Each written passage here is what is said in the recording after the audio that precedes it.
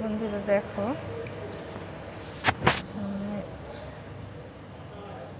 করলা গাছ লাগিয়েছিলাম। করলা গাছে দেখো একটা ফুল,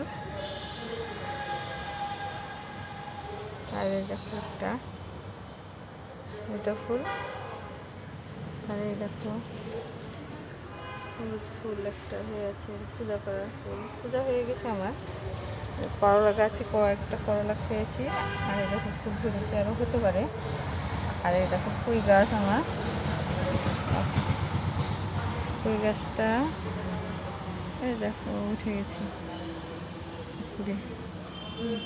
আমি বেঁধে দিয়েছি যাতে নষ্ট না হয়, ঠিকভাবে উঠতে পারে। এই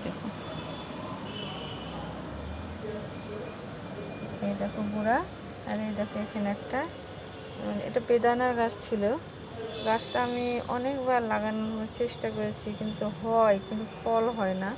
তোমাদের যদি জানা থাকে যে ফল না হলে কী করা উচিত, তোমরা অবশ্যই জানাবে বন্ধুরা। আর একটা জিনিস যে এই দেখো আমার মাধবীলতার গাছ আছে, এই দেখো, কিন্তু ঠিক ফুল আসে না। একবার আসছিল কয়েকটা ফুল, এই দেখো। আর এখানে তো দেখো অসংখ্য ঘৃতকাঞ্চন, মানে যেটা যে অ্যালোভেরা বলে, অনেক।